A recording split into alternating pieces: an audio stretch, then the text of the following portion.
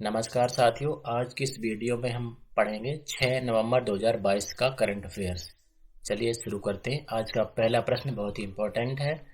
17वें प्रवासी भारतीय दिवस सम्मेलन के मुख्य अतिथि कौन होंगे? तो 17वें प्रवासी भारतीय दिवस सम्मेलन के मुख्य अतिथि होंगे डॉक्टर मोहम्मद इरफान अली। मोहम्मद इरफान अली मोहम्मद इरफान अली वर्तमान में गुयाना के राष्ट्रपति हैं और 17वां प्रवासी भारतीय दिवस सम्मेलन जो है वो 8 से 10 जनवरी 2023 को इंदौर में आयोजित किया जाएगा। और इस सम्मेलन की थीम क्या रखी गई है? प्रवासी भारतीय अमृत काल में भारत की प्रगति में विश्वसनीय साझेदार भारतवंशी। अब बात करते हैं गुयाना की। तो गुयाना की राजधानी जो है वो जॉर्ज टाउन है। प्रधानमंत्री मार्क एंथोनी फिलिप्स हैं और राष्ट्रपति डॉक्टर मोहम्मद इरफान अली हैं। चलिए आगे बढ़ते हैं। लखपति दीदी योजना किस राज्य में शुरू की गई है? तो लखपति दीदी योजना अभी हाल ही में उत्तराखंड सरकार द्वारा 4 नवंबर 2022 को शुरू की गई है। इस योजना का लक्ष्य है कि सन 2025 तक 1.25 लाख महिलाओं को लखपति बनाना है। महिलाओं को लोन, तकनीकी मार्गदर्शन, प्रशिक्षण, उत्पादों के विपणन की सुविधा उपलब्ध करवाई जाएगी। चलिए कुछ योजनाओं पर नजर डाल लेते हैं। तो अभी हाल ही में छत्तीसगढ़ सरकार ने मुख्यमंत्री मितान योजना शुरू की है और मध्य प्रदेश सरकार ने लाडली लक्ष्मी योजना 2.0 शुरू की है और उत्तराखंड सरकार ने 4 नवंबर 2022 को लखपति दीदी योजना शुरू की है। इसके बारे में आपको अभी हमने बताया था। अब बात करते हैं उत्तराखंड की। तो उत्तराखंड की राजधानी देहरादून है और गैरीसन है। विंटर सीजन में देहरादून राजधानी होती है और समर सीजन में गैरीसन। उत्तराखंड की स्थापना 9 नवंबर 2000 को हुई थी। आधिकारिक भाषा हिंदी है। लोकसभा की 5 सीटें, राज्यसभा की 3 है। राज्य की पक्षी हिमालयी मोनल है। राज्य की पशु कस्तूरी हिरण है और वर्तमान मुख्यमंत्री श्री पुष्कर सिंह धामी जी हैं जो बीजेपी से बिलोंग करते हैं। राज्यपाल श्री गुरमीत सिंह जी हैं।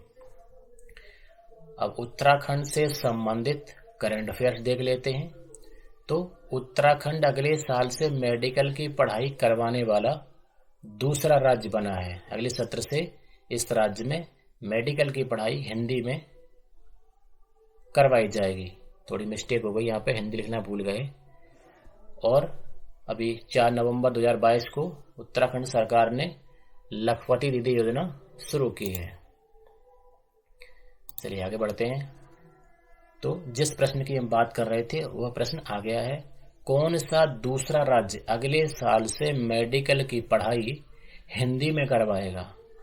तो अगले साल से हिंदी में मेडिकल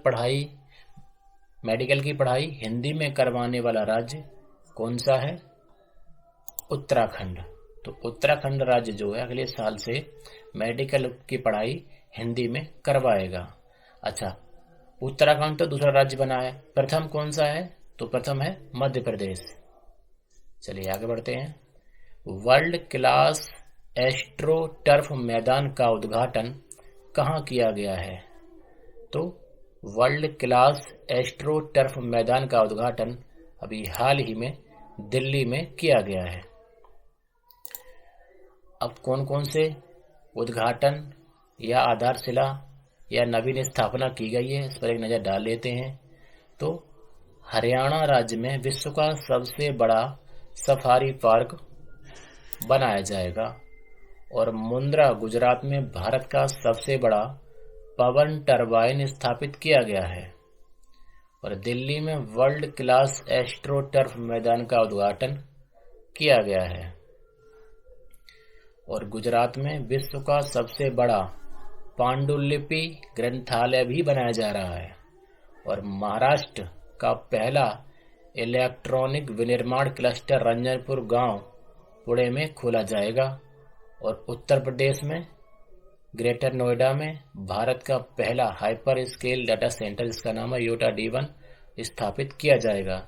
तो किस किस चीज की स्थापना की जाएगी इसके बारे में आपने अभी पढ़ा। चलिए अब बात करते हैं दिल्ली की, क्योंकि वर्ल्ड क्लास एस्ट्रो टर्फ मैदान का उद्घाटन कहाँ किया गया? दिल्ली में किया गया। बात करते हैं दिल्ली की, तो दिल्ली के वर्तमान मुख्यमंत्री अरविंद केजरीवाल जी हैं और उपराज्यपाल श्री विनय कुमार सक्सेना जी हैं। अब दिल्ली से संबंधित करंट अफेयर्स पर नजर डाल लेते हैं। तो दिल्ली में अभी हाल ही में इंडिया गेम 2022 के 12वें संस्करण का आयोजन हुआ है और भारतीय खनिज और धातु उद्योग पर अंतर्राष्ट्रीय सम्मेलन भी दिल्ली में हुआ है। और अभी हाल ही में वर्ल्ड क्लास एस्ट्रो टर्फ मैदान का उद्घाटन भी दिल्ली में किया गया है। चलिए आगे बढ़ते हैं। बायजूस के ग्लोबल एम्बेसडर कौन बने हैं? तो कौन बने हैं? लियोनस मेसी, इनका नाम है लियोनस मेसी। 2017 में इसके ब्रांड एम्बेसडर कौन बने थे? शाहरुख खान। वर्तमान में कौन बनाए गए हैं? Lionel Messi.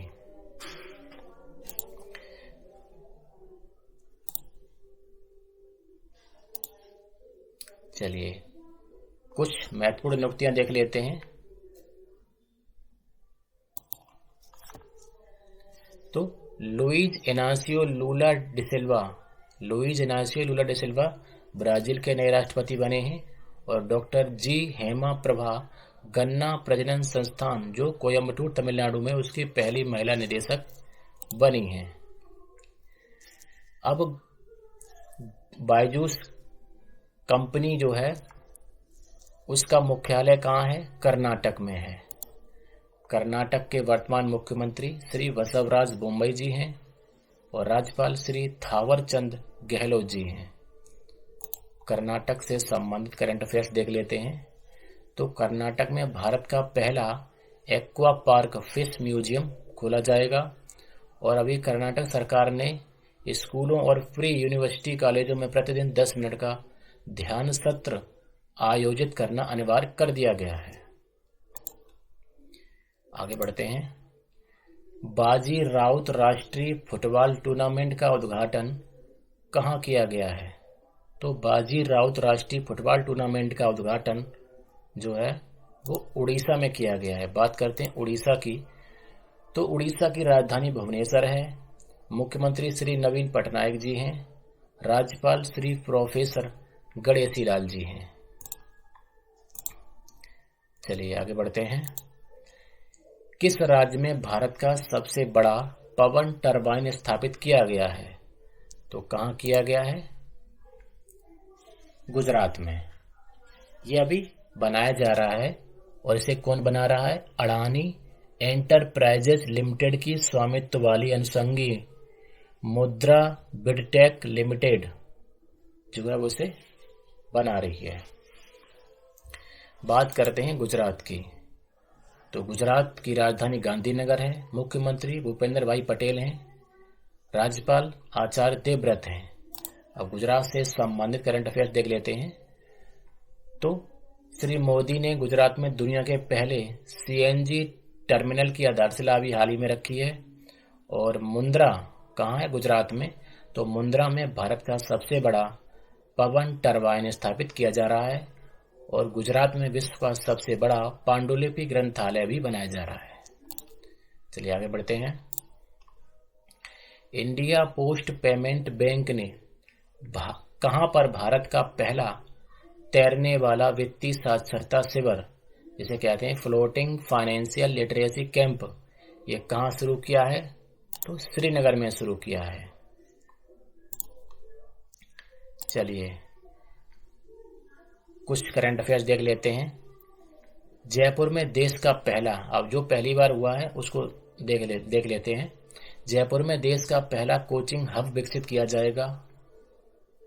और गुजरात में दुनिया का पहला CNG टर्मिनल जिसकी आधारशिला रखी गई है। और केरल की पुल्लमपारा भारत की पहली पूर्ण रूप से डिजिटल साक्षरता वाली पंचायत बनी है। और रोहित शर्मा 400 T20 मैच खेलने वाले पहले भारतीय खिलाड़ी बन गए हैं। और सूर्य कुमार यादव क्रिकेटर जो हैं वो T20 में दुनिया के नंबर 1 बल्लेबाज बन गए हैं। और इंडिया पोस्ट पेमेंट बैंक ने भारत का पहला तैरने वाला वित्तीय साक्षरता शिविर लगाया है। और आरबीआई ने 1 नवंबर 2022 को देश की पहली डिजिटल करेंसी भी लॉन्च की है। और भारत का पहला aqua park fish museum Karnataka में खोला जाएगा। अगला प्रश्न है, आपको बता चुके हैं, लाडली लक्ष्मी योजना ये लड़कियों के लिए है। किस राज्य ने शुरू की है? तो किसने की है? मध्य प्रदेश ने शुरू की है। बात करते हैं मध्य प्रदेश की, तो मुख्यमंत्री शिवराज सिंह चौहान है, राज्यपाल श्री मंगू भाई पटेल जी हैं, राजधानी भोपाल है। अभी मध्य प्रदेश में हाल ही में उद्धव उत्सव 2022 का आयोजन किया गया था। अगला प्रश्न है, 24वें विश्व संसार पुरस्कारों में क्लाउड नेटिव अवार्ड किसने जीता? तो किसने जीता? जियो प्लेटफॉर्म ने जीता। चलिए आगे बढ़ते हैं।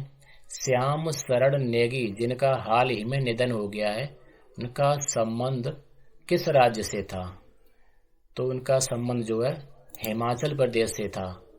और जिले का क्या नाम था? किन्नौर। उनकी उम्र 106 साल थी।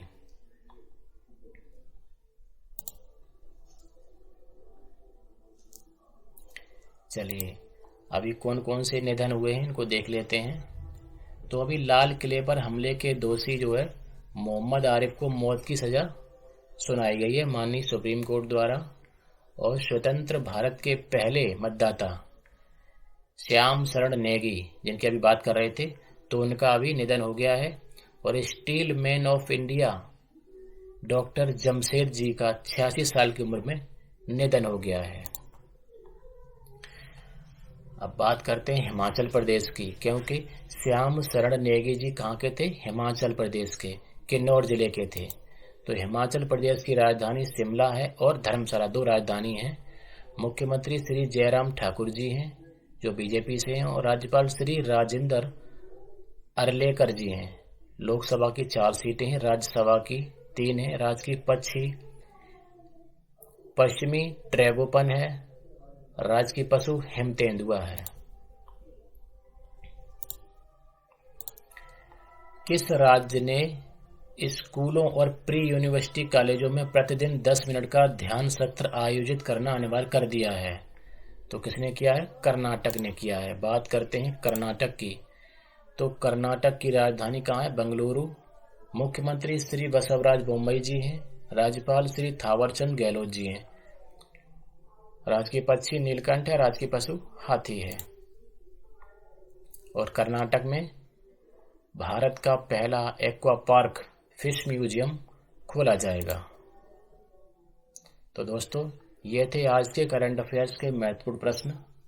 कल फिर मिलते हैं, तब तक के लिए नमस्कार, जय हिंद, जय भारत।